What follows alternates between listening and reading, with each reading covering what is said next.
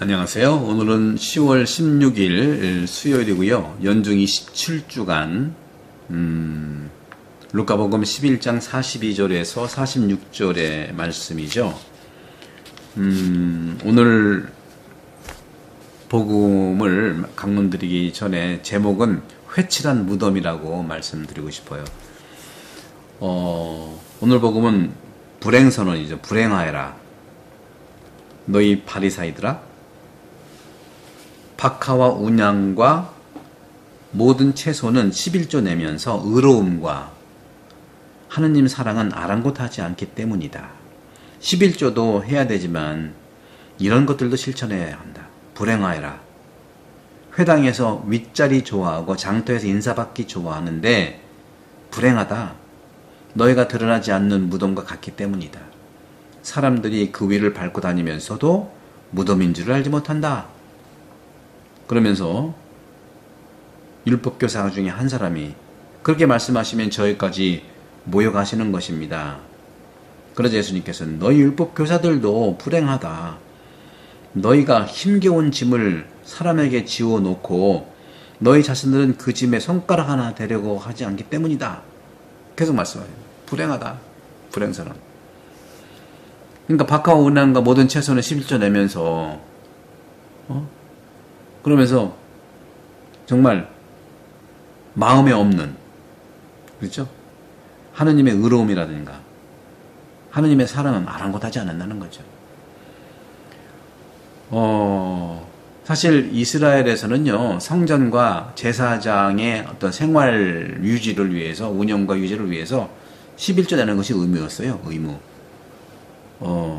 창세기 28장 22절 나오죠.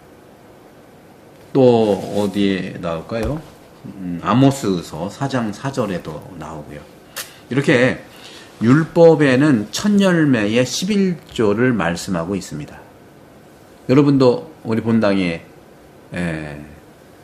교모금을 내주시잖아요. 이렇게 우리가 살아가면서 땅의 첫 번째 소출들이 되게 가장 좋기 때문에 그런 거예요. 여기서 내라고 하는 것이 바로 말씀드린 대로 첫 열매를 왜 내냐. 땅의 첫 소출들이 정말 가장 좋기 때문에, 첫 열매가 좋기 때문에 그렇다 하는 건데, 바빌론 사람들과 그 다음에 이집트 사람들처럼 유대인들도요, 신들에게 첫 수확물을 바쳤어요. 같은 그 근동 지역이기 때문에 문화가 비슷하죠. 날씨, 또 온도, 기후가 비슷하니까. 따라서 제사장의 율법은 주로 부활절 주간에, 부활절이 아니라 파스카죠, 파스카. 파스카 기간. 이 파스카 기간의 첫 주간이죠. 파스카 주간의 첫 번째의 기름. 레위기 23장 10절 이하, 그리고 오순절의 첫 곡식, 탈출기 34장 22절, 레위기 23장 17절. 그래서 첫 번째 기름과 첫 번째 곡식이라고 하는 이 두 가지 엄숙한 제사를 규정하고 있거든요.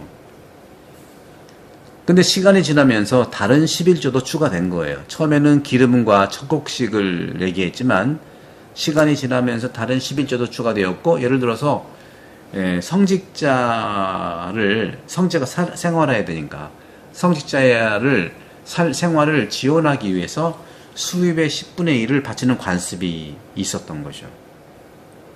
세금을 정확하게 납부하는 사람도 있고 속임수로 세금을 회피하는 사람들도 있었습니다.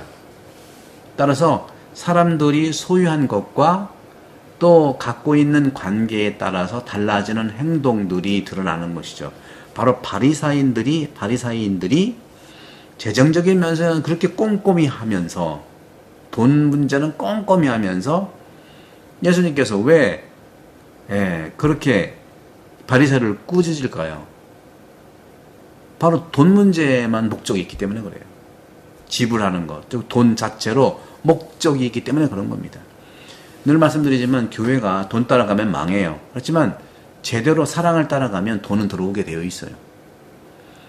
바로 이것은 하느님에 대한 사랑과 진실한 헌신의 상징이어야 한다는 것이죠. 교회에서 어려운 사람 도와주고 정말 사람들 나눠주고 하면 돈은 더 들어오게 돼 있어요. 아무것도 하지 않고 우리끼리만 쓴다? 망합니다. 망해. 그러면서 오늘 주님께서 말씀하시면서 불행하여라 하고 말씀하신 중에 어떤 것이 이제 필요하냐면 여기에 나와 있는 것처럼 오늘 복음에서 이제 46절까지니까 거기 보면은 43절 쪽에 회당에서 너희는 윗자리를 좋아하고 인사받기 좋아하고 회당에서 윗자리를 좋아한다는 거예요. 일반적으로 사람들은요, 성당도 보게 되면 일반적으로 많은 분들은 앞에 잘 안 앉아요. 우리 교우들이 예수님 말씀을 그렇게 듣고 있는지요? 그래서 저는 성당에서는 앞자리부터 오시는 게 좋아요. 미사 같이 하는 게 왜 뒷사람을 나중에 오는 분들을 위해서 그렇죠. 그리고 모양새도 여러분들은 제대에서 항상 쳐다보진 않았잖아요. 저는 항상 보기 때문에 앞에 듬성듬 빠지면 많이 뭐가 빠진 것 같아가지고 정말 미사를 제대로 할 수 있을지 걱정도 되고 모양새도 안 좋고 기도문도 함께 모아지지 않아요. 이 유튜브를 보는 우리 태안본당 교우 여러분, 앞자리부터 앉는 그러한 모습을 부탁을 드리겠습니다. 그래서 교회에서는요, 마지막 장소와 은밀한 구석에 앉는 걸 사람들이 좋아해요. 그리스도인들은요, 자신의 믿음을 부끄러워하지 않고 때로는 과장된 것처럼 보이더라도 공개적으로 기도하기 때문에 그것이 좋지 않다는 거죠. 하지만 그리스도께서는요, 우리에게 은밀한 가운데 아버지께 기도하라고 초대합니다. 마태복음 6장 18절. 그런 점에서 기도에는요, 배타적이지 않고 서로 반대되지 않는 두 가지 요소가 있어요. 기도에는 두 가지가 있다는 것, 서로 배타적이지 않은. 바로 전례와 집회입니다. 전례는 기도하는 기도의 예절을 얘기하고, 집회는 모임을 얘기하는 모임. 모여야 기도하고, 기도하면 모여서 하는 기도가 최고잖아요. 이렇게 전례와 모임, 집회는 공동신앙을 고백하고요, 또 교회 일치를 고백하는 겁니다. 하지만 기도는요, 하느님과의 대화고 개인적으로 할 때는 더욱 친밀하게 드러나고 있는 게 기도예요. 이 두 가지 측면을 어떻게 조화시킬 수 있을까요? 하느님과의 대화이고 개인으로 대화 기도할 때 더욱더 하느님과 친밀해진다는 거죠. 또 전례라는 건 기도고요, 집회는 사람들이 모여 있는 거잖아요. 그렇죠? 이 두 가지를 어떻게 조화시킬 수 있을까? 2차 바티칸 공의회는 우리에게 합리적인 대화와 타협을 촉구합니다. 우리는 전례에 참석하고요, 그리고 교회의 공동 기도를 하죠. 하지만 개인 기도로도 신심을 키울 수 있고, 그러한 개인 기도의 신심이 공동체적이고 사회적인 측면의 뿌리가 되는, 그래서 완성할 수가 있는 거예요. 공개적인 측면에서 공개적으로 사람들은 바리사이의 행동과 함께 그들이 참되고 진실한 내용을 정말 말할 수 있을까? 바리사이들은요, 그렇지 않습니다. 겉으로 보이는 것이 최고예요.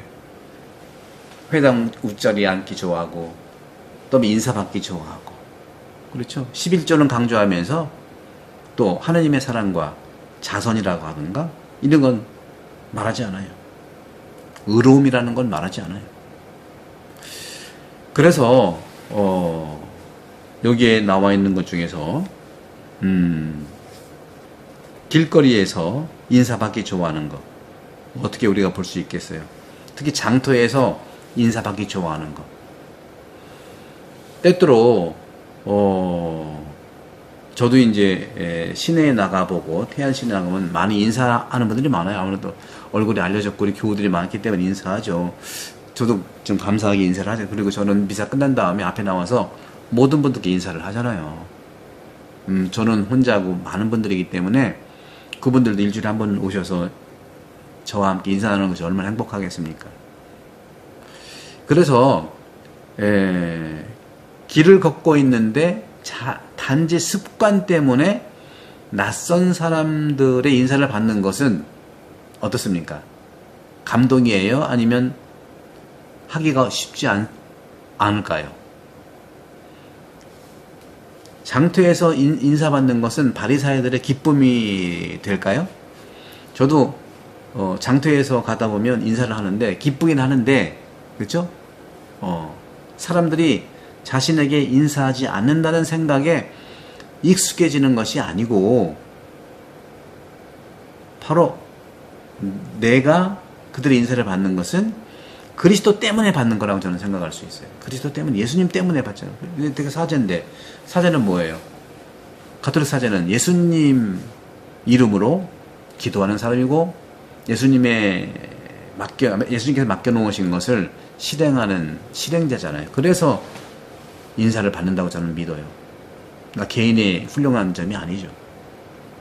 그런 점에서 단순한 성격을 뛰어넘는 인사가 바로 이런 부분이다. 같은 느낌으로 우리 그리스도인들도요, 자신에게 주어진 모든 찬미와 찬양을 받아들일 수가 있지요. 다시 말하면 다른 사람들이 천주교 신자라고 해서, 천주교에 다닌다고 해서 그 사람들이 존중해 주는 것, 존경하는 것 얼마든지 받고 하느님께, 그리고 그분들께 감사하면 되는 거 아니겠습니까? 이것은 바로 우리를 만들어주시고 모아주신 하느님 아버지께 속한다는 것을 꼭 기억하시면 되겠습니다. 내가 잘나서가 아니라 하느님 뜻을 믿고 선포하고 살아가는 사람이기 때문에 하느님 때문에 나한테 인사하는 거 감사를 해야 되는 것이죠. 저도 감사하는 것이죠. 인간은 하느님의 모습을 닮은 존재예요. 하느님의 모습은 축복이지만 닮는 건 우리의 과제라니까요. 그런 점에서 신성한 형상의 속성은 그것을 만드는 재료나 모양과 색상이 있는 것이 아니고 그 안에 재현되는 사람에게 있다는 거죠. 그 모습, 사랑과 의로움과 거기에 있다는 거죠. 겸손함과. 그렇기 때문에 우리 자신을 우상으로 만들지 말고 우리를 만나는 사람들이 하느님을 기억할 수 있도록 투명하게 살아야 되지 않겠는가. 내가 잘나서가 아니라 내가 믿는 하느님께서 나에게 그러한 사명을 맡기셨기 때문에 존중하는 거죠. 사랑하는 형제자매 여러분, 또 27주간 또 중반이 지났죠. 여러분들 축복 가득히 받으시고 구독 선교 그리고 영혼 돌봄 부탁합니다. 성부와 성자와 성령께서는 여러분 모두를 강복합니다. 감사합니다.